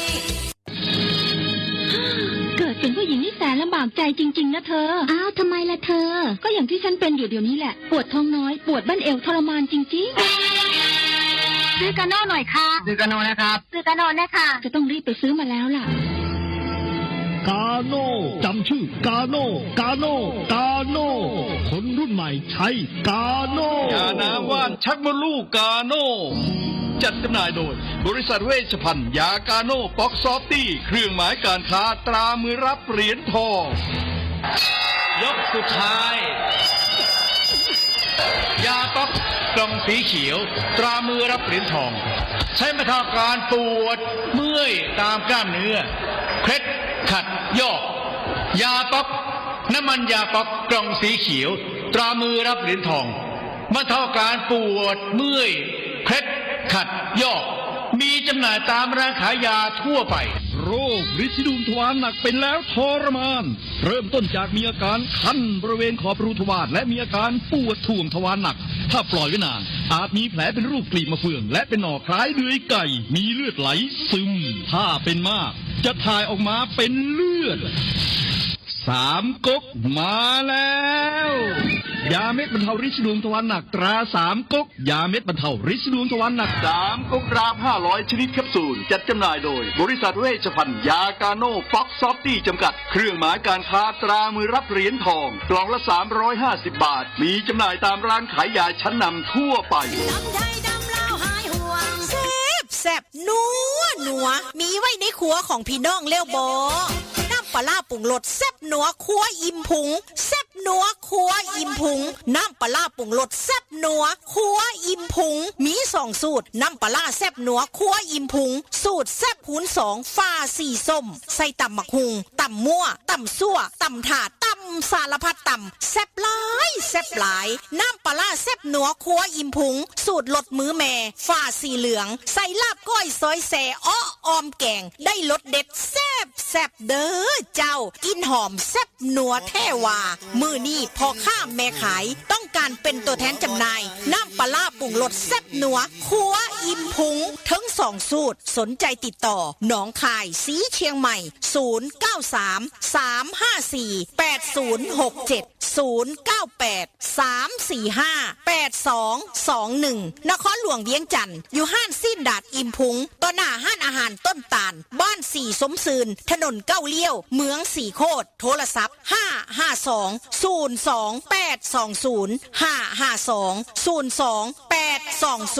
แล้วจะได้น้ำปลาแซ่บนัวครัวอิ่มพุงน้ำปลาแซ่บนัวครัวอิ่มพุงทั้ง2สูตรนัวโหน่งถึกใจนัวได้แซ่บได้ถึกใจแท้ๆเด้อเจ้า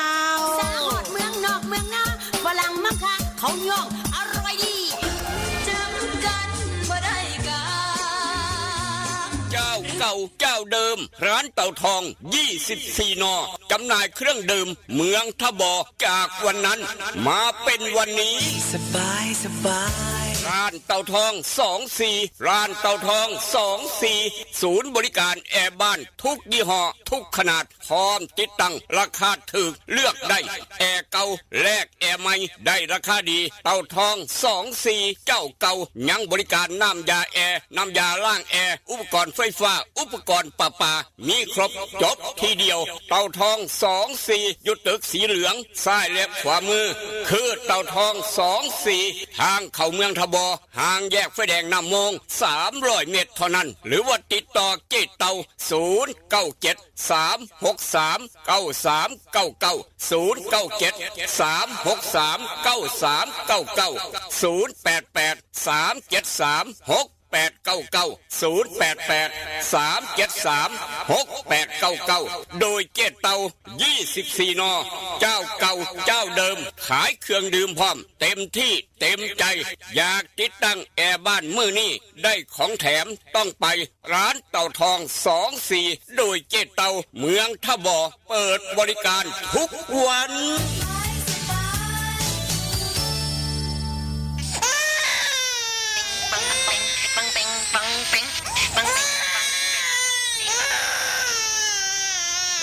ลูกแอวลูกให้เป็นไข่ไปหาหมอ ช่วยด้วยช่วยด้วยช่วยหน่อยคุณหมอ ไปคลินิกนายแพทย์จามิกรหรือว่าหมอดอดใจดีตั้งอยู่ตรงข้ามตลาดสดสีช่องใหม่ไปมาหางายตรวจรักษาโรคทั่วไปเด็กผู้ใหญ่ผู้สูงอายุความดันเบาหวานตรวจน้ำตาลในเลือดโรคทางเดินอาหารทางเดินหายใจปวดกล้ามเนื้อคอกระดูกเสื่อมมีวิตามินบำรุงผิวบำรุงร่างกายบริการส่งตรวจเอ็กซเรย์คอมพิวเตอร์ตรวจคลื่นแม่เหล็กไฟฟ้าไปคลินิกนายแพทย์จามิกรอยู่ตรงข้ามนาตลาดสีช่องใหม่ตรวจดีมีมาตรฐานบริการเหมือนญาติพี่น้องเปิดบริการสู้มือต้องไปหาหมอดอดใจดีสอบถามได้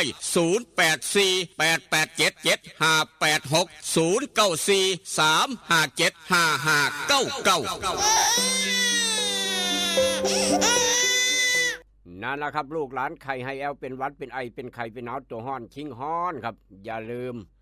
ไปใส่บริการคลินิกใกล้บ้านนายแพทย์ระดับปริญญาตัวรักษาโรคทั่วไปนายแพทย์จามิกรใจดีครับผู้อำนวยการโรงพยาบาลศรีชมัยตำแหน่งปัจจุบันมื้อนี้เช้าเปิดแรงเปิด7 โมงเช้าฮอด8 โมงครึ่งยามมื้อแรง5 โมงแรงฮอด2 ทุ่มครึ่งและก็มื้อนี้ถือว่าเป็นมื้อวันศีลใหญ่15 ค่ำคุณหมอดอนจะดีดูแลพ่อแม่ครูบาอาจารย์ฟรีครับ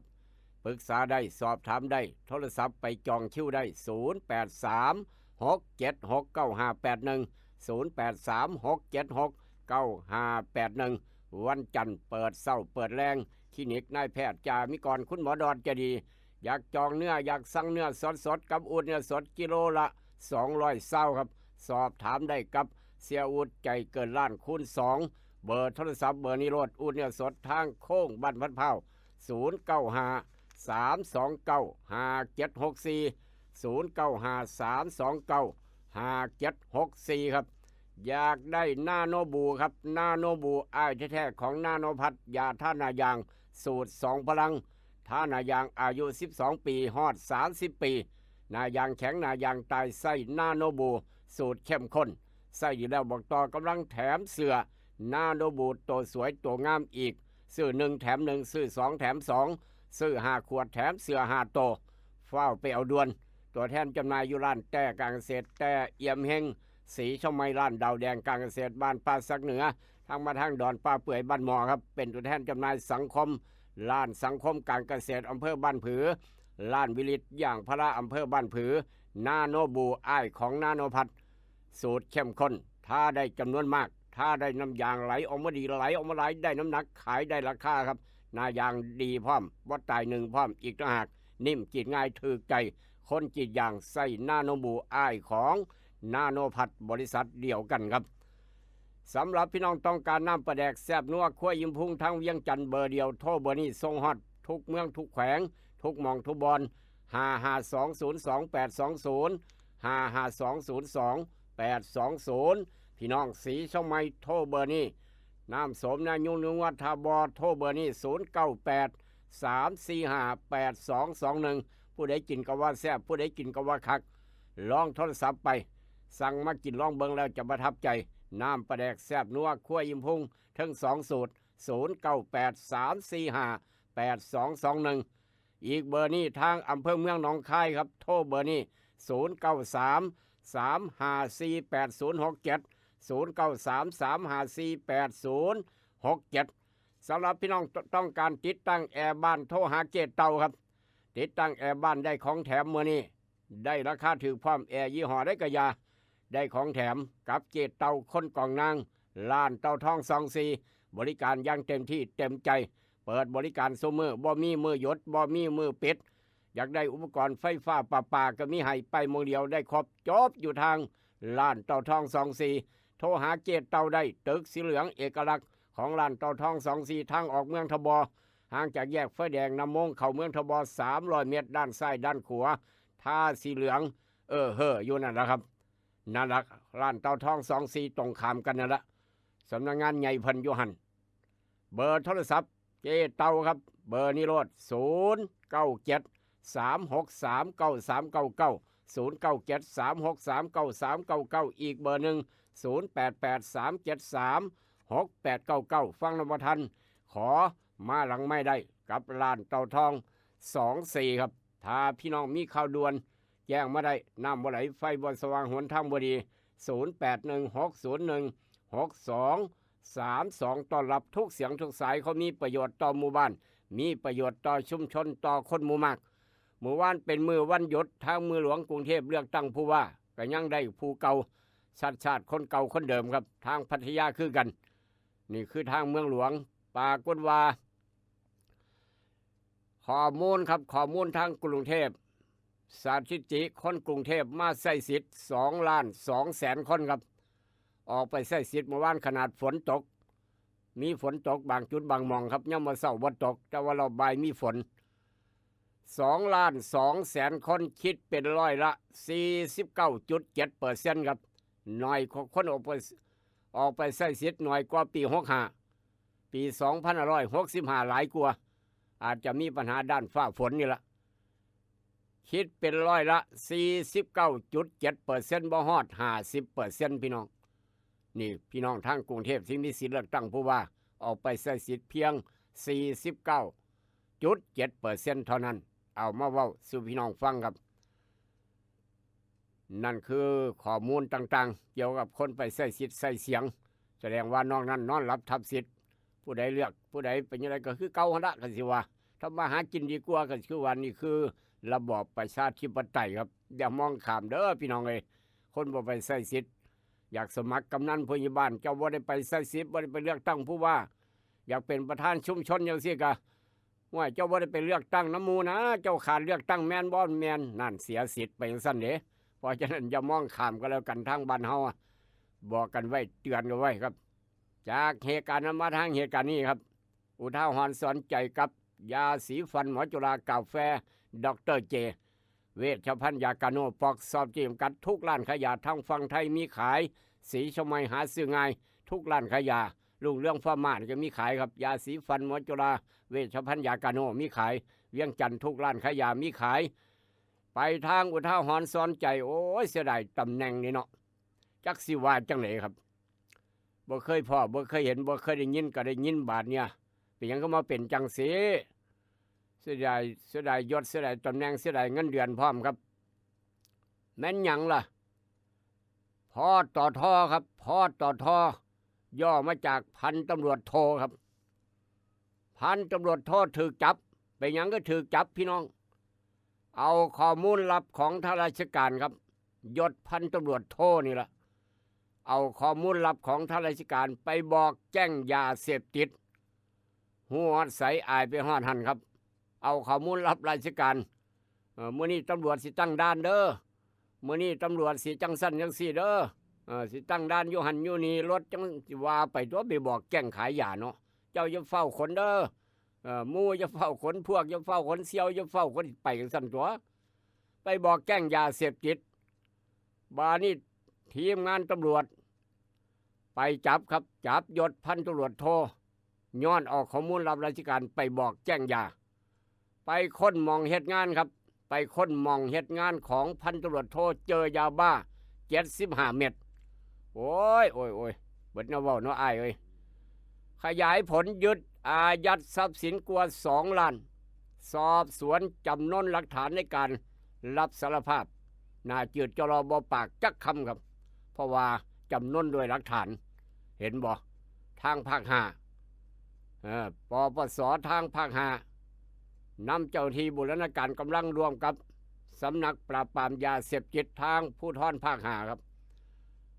ตำรวจภูธรภาค4พร้อมตำรวจภูธรจังหวัดเชียงรายพร้อมตำรวจภูธรจังหวัดเลยพร้อมเปิดปฏิบัติการยุทธการตัดเนื้อไร่เจ้าหน้าที่รัฐพันตำรวจโทเอาข้อมูลลับราชการไปบอกแจ้งยาครับ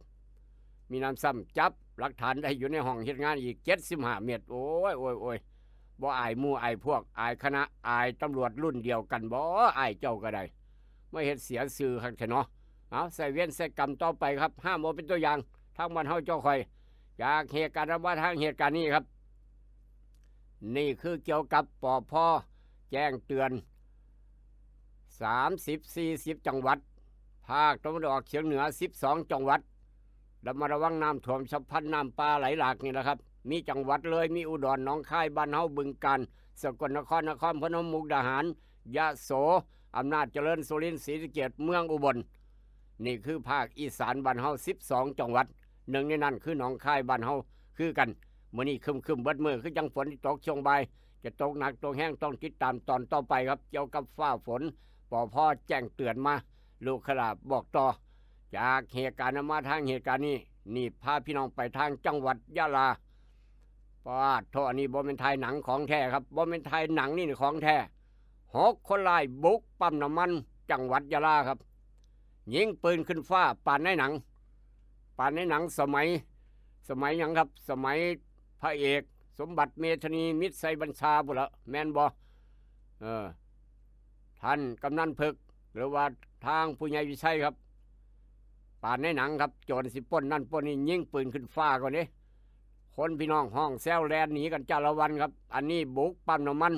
6 คนร้ายบุกปั๊มน้ำมันจังหวัดยะลาครับยิงปืนขึ้นฟ้าบอกว่าเด็กปั๊มบอกว่าพี่น้องเจ้าผู้จัดการใหญ่แลนออกจากปั๊มแลนหนีกันเบิดหลังจากนั้นวางระเบิดตูมสนั่นหวั่นไหวไฟลุกท่วมตำรวจเร่งล่าตัวมาดำเนินคดีปั๊มน้ำมันทางจังหวัดยะลา6 คนร้ายของแท้บ่แม่นไทยหนังครับมีลูกมีหลานเฮ็ดเวียกเฮ็ดการเฮ็ดงานรับราชการตำรวจทหารทางจังหวัดยะลาก็ลองโทรศัพท์ไปสอบไปถามไปคุยเบิ่งครับให้กำลังใจพร้อมอีกต่างหาก3 จังหวัดชายแดนภาคใต้หนึ่งในนั้นคือจังหวัดยะลาครับโทมาเป็นแต่ย่านแท้เนาะเอาเป็นข้าวให้กำลังใจอย่างเต็มพิกัดให้กำลังใจเจ้าหน้าที่ตำรวจทหารครับกำลังปฏิบัติหน้าที่ในเขตจังหวัดยะลาพื้นที่จังหวัดยะลาของประเทศไทยครับจากเหตุการณ์มาทางเหตุการณ์นี้กับยาสีฟันหมอจุฬากาแฟดรเจเวชภัณฑ์ยากาโนปอกสอบที่จำกัดคลินิกนายแพทย์จามิกรคุณหมอดอนเจดีลืมว่าได้น้ำปลาแดกแซบนัวคั่วอิ่มพุ่งครับนาโนบูน้องของนาโนพัดยาท่านายางสูตร2 พลังนี่เหตุการณ์นี้เกิดเป็นประจำครับแม่นี่ทั้งไห้ทั้งห้องเบิดแล้วแม่เบิดแล้วซอยหนูแน่ซอยป้าแน่ซอยเอื้อยแน่แม่เบิดแล้วป้าก็เบิดแล้วเบิดทุกสิ่งทุกอย่างเบิดเกี่ยงเบิดแล้วย้อนลูกเทวดาเกี่ยงเบิดคักเบิดแน่ย้อนลูกเทวดาลูกชายเทวดาครับแม่เบิดแล้วบ้านก็เบิดแล้วทุกอย่างเบิดฮอดเสือฮอดผ้าเบิดเป็นลมพับพี่น้องเอายามองมาให้ดมเอายามานวดมาเฟ้นเอ้ยเจ้าบ่ต้องเป็นหยังบ่ต้องคิดหลายดอกเอ้ยบ่คิดจังไดบ้านก็เบิดสิไปนอนใส่บาดนี่ย้อนหยังครับลูกชายติดยาครับทาสยาบ้าทาสกัญชาครับสูบกัญชากินยาบ้งยาบ้าโอ้โหกินทุกอย่างใบกระท่อมทาสยาครับปาก็ว่าเห็นเฮือนเห็นบ้านกลายเป็นบ้านผู้อื่นครับเผาบ้านเจ้าของเบิดอดหลอด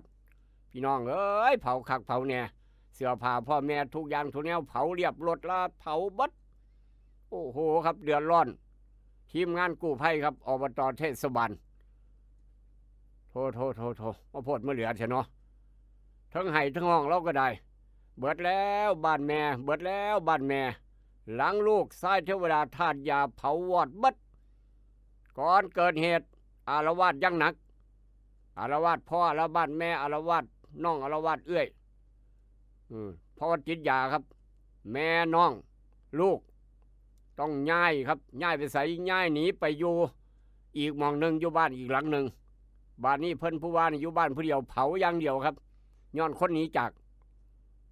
โทประสาทหลอนประสาทเป็นไปทั่วครับช่วงบ่าย3 เคิงเมื่อวานนี้อยู่ทางโคราชเห็นบ่เรียบร้อยไม่คักไม่แน่ไม่เบิดอดหลอดแม่เป็นล้มเป็นแรงย้อนลูกติดยาครับอาละวาดยังหนักเว้ยบอกมาเป็นญาณเอาลูกหลานผู้ใดเป็นจังซี่เรามาระวังนี่เด้ออย่ามองข้ามความปลอดภัยก็แล้วกันอย่ามองข้ามความปลอดภัยครับรถดับเพลิงจากอบต.เทศบาลตังแรงจ้าละวันโทมาโพดมาเหลือเถอะเนาะนี่คือชีวิตลูกหลานติดยาครับพ่อแม่อุกใจจักบ้านสิถือไฟใหม่เมื่อใดจักสิเผาเมื่อใดจักสิฆ่าเจ้าของตายเมื่อใดครับอันตรายคักอย่ามองข้ามโดยเด็ดขาดทางบ้านเฮาเจ้าคอยบอกกันไว้เตือนกันไว้เบิดสู่คนจากเหตุการณ์นั้นมาทางเหตุการณ์นี้ครับ มาแล้วข่าวใหญ่พี่น้องข่าวใหญ่ลูกกระลาเกินแล้วเลือกตั้งผู้ว่าเป็นเรื่องปกติเลือกตั้งนายกเลือกตั้งนายกอบตเลือกตั้งผู้ใหญ่บ้านเป็นเรื่องปกติบ่มีหยังเกิดขึ้นนี่ครับเลือกตั้งครั้งแรกเลือกตั้งเจ้าอาวาสวัดโอ้ยบาทเนี่ยคักบ่มันคือหายากแต่เจ้าอาวาสวัดน่ะผู้นั้นก็อยากเป็นผู้นี้ก็อยากเป็นแย่งกันเป็นครับเอาจังสิว่าสันว่าเอาจังสิเอาผู้ใหญ่วิชัยผู้ใหญ่โตท่านกำนันเพิกแล้วก็ทางผู้ใหญ่สกไก่ทางบ้านเสียวทุกหม่องทุกบอนทุกหมู่บ้านทุกตำบลท่านผู้ใหญ่บ้านยากหลายเวียกกิจการงานเมืองครับชีวิตผู้ใหญ่บ้านมันคือยากคักแท้ไทยบ้านก็บ่พอใจให้บ้านจมให้อีกต่างหากอันนี้ก็เอาจังไดเราว่าสันว่าวัดเฮาบ่มีเจ้าวาดมา5 ปีแล้วเด้วัดบ้านเฮานี่บ่มีเจ้าวาดมา5 ปีแล้วพาพี่น้องไปทางวัดสอยดาวทางโคราชอยู่ในเขตอำเภอปากซองโคราชครับชื่อว่าวัดสอยดาวว่างเว้นจากเจ้าอาวาสมา5 ปีแล้วบ่มีเจ้าอาวาสเฮ็ดจังไดล่ะครับพี่น้องก็เถียงกันเฮ็ดจังไดแท้เฮาผู้นั้นก็บ่มาผู้นี้ก็บ่มาไว้รับสมัครตัวเพิ่นว่าผู้ใหญ่บ้านแต่ว่าพี่น้องบางกลุ่มก็บอกว่าแม่นบ่เลือกตั้งเจ้าอาวาสแม่นบ่แม่นข่อยสิพาพวกเจ้าเลือกเพิ่นว่าผู้ใดครับผู้ใหญ่บ้านสิพาให้บ้านเลือกโอ้ยข่อยบ่เห็นด้วยนะผมบ่เห็นด้วยนะบ่มีอีกเถื่อนะเลือกเจ้าอาวาสเลือกตั้งเจ้าอาวาสเอ้ยเดี๋ยวผมนี่ล่ะสิพาหมู่เฮ็ดน่ะผู้ใหญ่บ้านเป็นหยังก็บ่เห็นด้วยเจ้าเป็นหยังก็บ่เห็นด้วยไอ้ข่อยสิพาพวกเจ้าเลือกเจ้าอาวาสวัดบ่เป็นไปตามระเบียบของสงฆ์นี่แหละบ่มีในระเบียบสงฆ์นะเลือกตั้งเจ้าอาวาสว่าข่อยนี่ล่ะสิสร้างระเบียบขึ้นผู้ใหญ่บ้านหลังจากนั้นครับผู้ใหญ่บ้านสอยดาววัดกับวัดสอยดาวเนาะได้มีหนังสือถึงเจ้าคณะตำบลครับรักษาการเจ้าอาวาสวัดสอยดาวแจ้งความประสงค์ให้ไทยบ้านคัดเลือกครับเพราะว่าตกลงบ่ได้คัดเลือกคัดเลือกเจ้าอาวาสวัดสอยดาวเลือกเมื่อไหร่เลือกเมื่อวานนี่ครับ28 มิถุนาพร้อมนำรายชื่อภาพถ่ายพระ2 รูปเพราะว่าพระกอนี่ก็อยากเป็นพระขอนี่ก็อยากเป็นแต่ว่าไทยบ้านสิเอาผู้ใดล่ะบาดนี้ตกลงบ่ได้ต่างคนต่างแย่งจะเป็นเจ้าอาวาสกันให้ชาวบ้านเลือกผู้ใหญ่บ้านว่าผู้ใหญ่บ้านตัดสินใจครับให้ไทยบ้านเลือกไปเอาหีบบัตรมาเฮ็ดบัตรขึ้นเอาบัตรเลือกตั้งมาเสร็จแล้วที่คัดเลือกอยู่ไสหาเสียงจังมือหาเสียงกับไทยบ้านพา2 รูปเอาจัก3-4 มื้อซะ5 มื้อซะได้บ่มีในระเบียบนะว่าซั่นว่าเดี๋ยวผมเฮ็ดขึ้นผู้ใหญ่บ้านติดประกาศใบประกาศมีพระ2 รูปสมัครเลือกตั้งได้เบอร์1กับเบอร์2ครับได้เบอร์1กับเบอร์2มี2 รูปเหมือนกันเอาให้เวลาหาเสียง7 มื้อ8 มื้อ9 มื้อก็ว่ามาพาเสียงหาเสียงกับไทยบ้านว่าจังไดล่ะอาตมาเบอร์1ช่วยเลือกอาตมาด้วยอาตมาจะปกครองสงฆ์อย่างอยู่เย็นเป็นสุขก็สิว่าไปจะพัฒนาวัดจะว่าขี้ข้านจะว่านอนกินข้าววัดอย่างเดียวเด้บ่ได้บิณฑบาตอย่างเดียวจะทำความสะอาดกวาดถนนหนทางต่างๆพัฒนาวัดเฮ็ดเผาปงเผาป่าก็สิว่าไปตัวหาเสียงเนาะว่าโทษพี่น้องเอ้ยบ่เคยพ้อบาดเนี่ยอีกรูปหนึ่งว่าจังไดโอ้ยพาพี่น้องสบา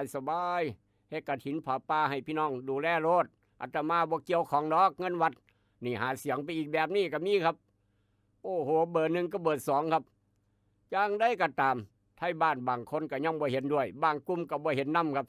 เพราะว่าบ่มีในระเบียบสงฆ์การเลือกตั้งเจ้าอาวาสจะต้องผ่านกระบวนการให้เป็นไปตามระเบียบของสงฆ์บ่แม่นไทยบ้านมาเลือกเพิ่นว่าหลายคนบ่เห็นด้วยทางอบต.ส.อบต.ในหมู่บ้านนี่พร้อมพี่น้องประมาณ30 คนครับได้เฮ็ดหนังสือคัดค้านบ่มีเลือกตั้งพระเลือกตั้งเจ้าอาวาสบ่มีดอกไปเอามาใส่ผู้ใหญ่บ้านว่าซั่นว่า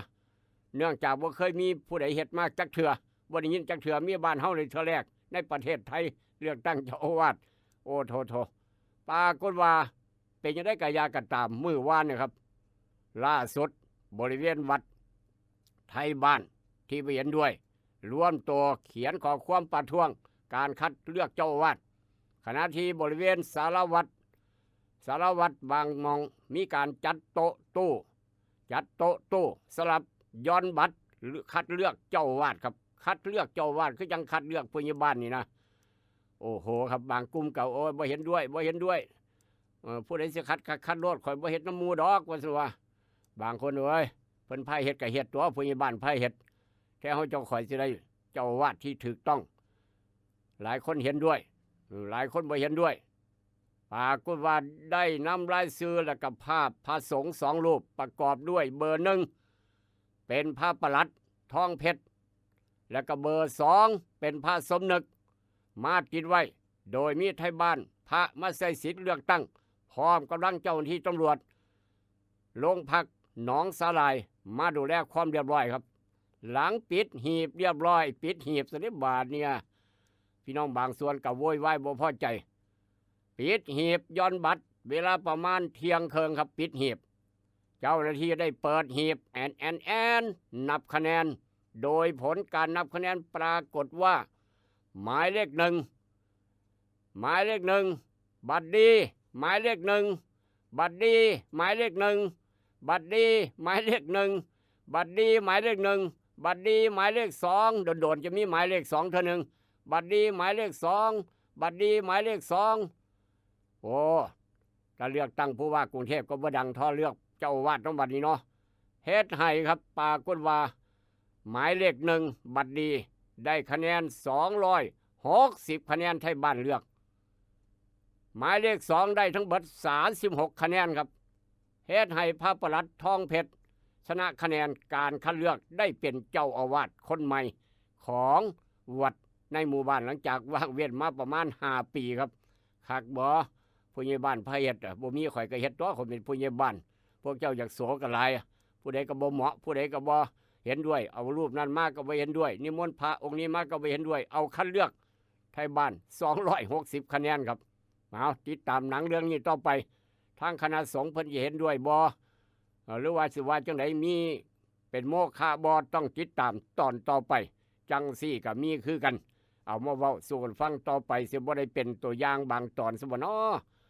ลงคะแนนเลือกตั้งเจ้าอาวาสวัดประจำหมู่บ้านทางบ้านเฮาบ่หรือว่าจังไดหรือว่าให้มีแต่ทางโคราชก็แล้วกันเนาะ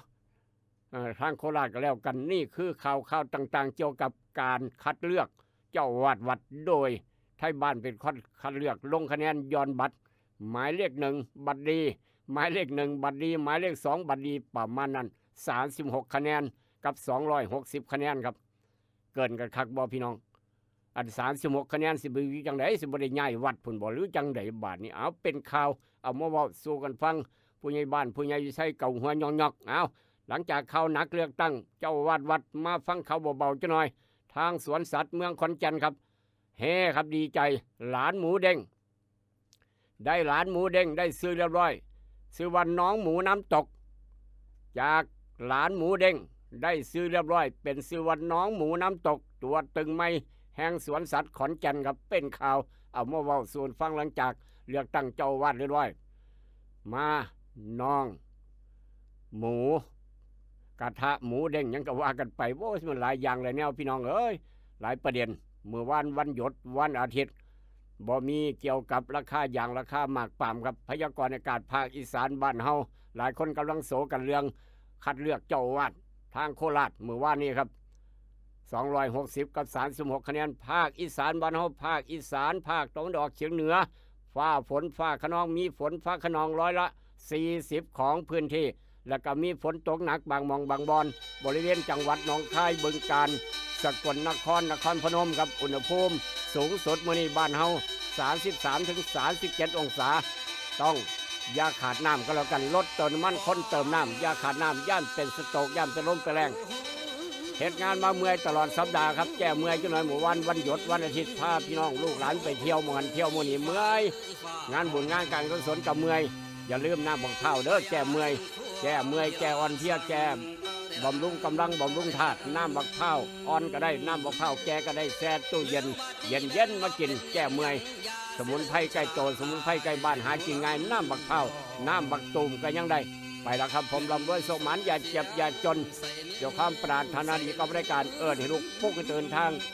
96.5ตุ่มโฮมหักแพงแบ่งปันแล้วจะมีความสุขตลอดไปสวัสดีครับ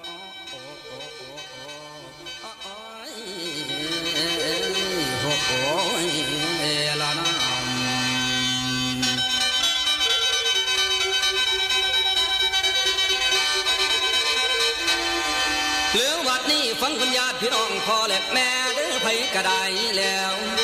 ทั้งหญิงชายมาฟังลำสิหำเพิง